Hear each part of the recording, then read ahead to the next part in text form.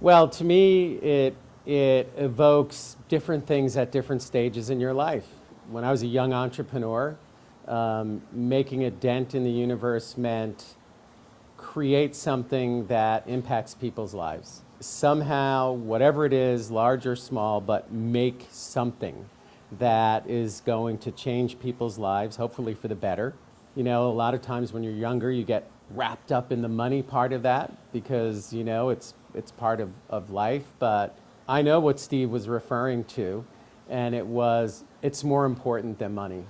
And then, so if you do become successful and you have the luck and the hard work and everything it takes, the way you think about a dent is something completely different. And so, you know, today for me, the dent is education. A 15-year now journey for me to try and make things better in public education in the United States. It's a very hot topic these days. A lot of people want to work on it. It's hand-to-hand combat.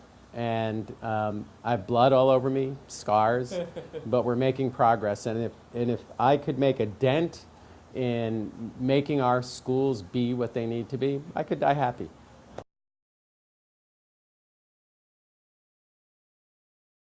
There is something special about everybody. And, you know, every big problem is really a series of lots of small ones. When I embarked on schools and education, and you look at it and you look at all the problems in total, your brains will start leaking out of your ears. Right. But if you then narrow it down to your community, a school, and you say, if you can get one kid to graduate that wasn't going to, if you can help one school be better, well, then you can do two schools. And if you can do two, you can do 20. And all along the way, everybody can contribute something. It doesn't have to be on the Bill Gates mega scale of writing big checks. Actually, it's much easier to write big checks than it is to go and do the work. Making a dent means compiling an army of people who will follow your particular passion to make a dent.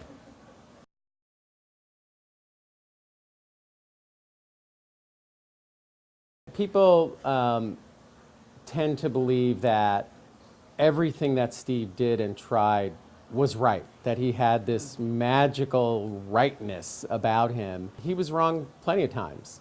If you want to go through the history of products and ideas, he had plenty of wrongs.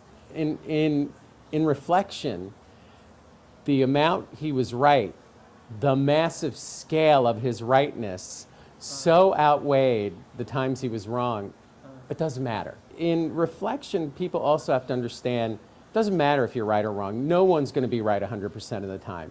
If you're not being wrong sometimes, you're not trying things. And if you're not trying things, you can't succeed.